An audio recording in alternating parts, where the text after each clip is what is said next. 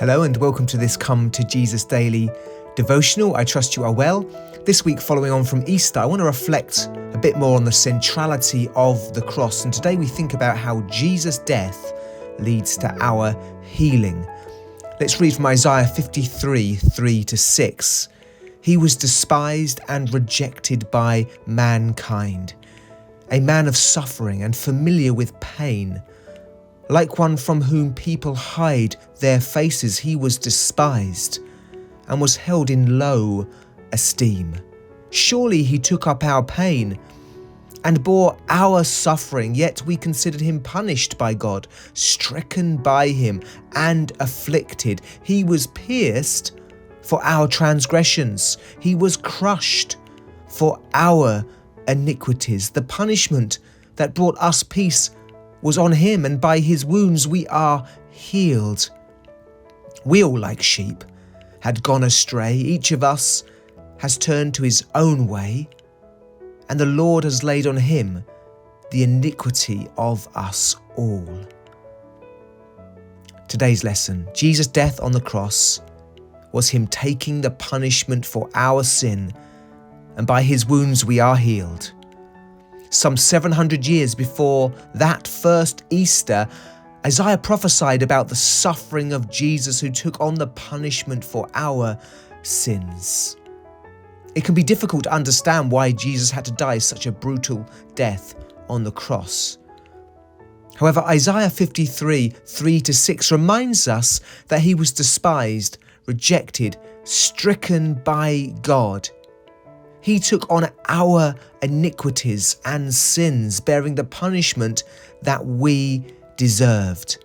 Through his wounds we are healed. In this text we are taught about the substitutionary nature of Jesus' death.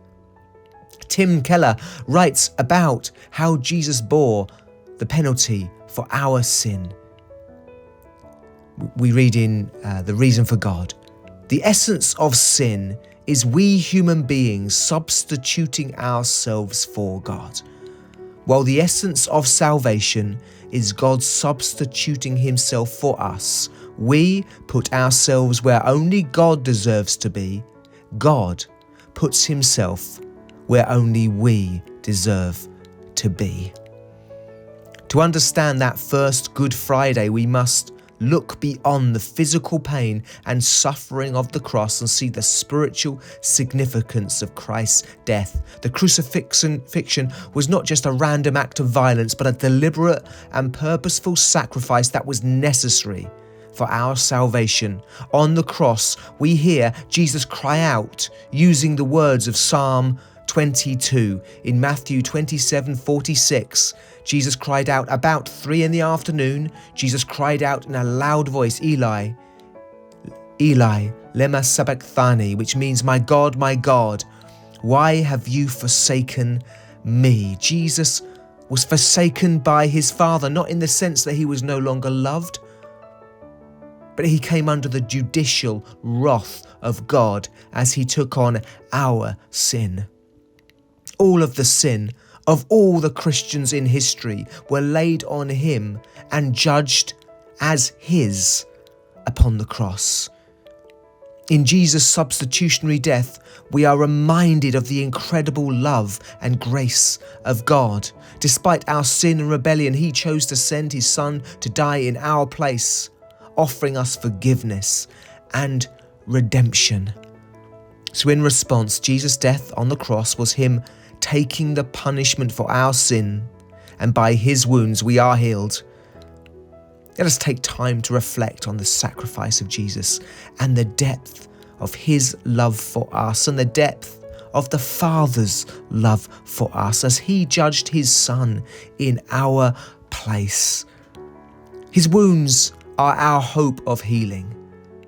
The healing of our broken relationship with God is the main idea that Isaiah is pointing to. Yes, we can pray for healing, and it is by the sacrifice of Christ that this is made possible. However, today we focus on the healing of the chasm of sin that laid between us and God. Are you healed? Do you know that Jesus is your healing? Are you living in the joy of redemption? God bless you.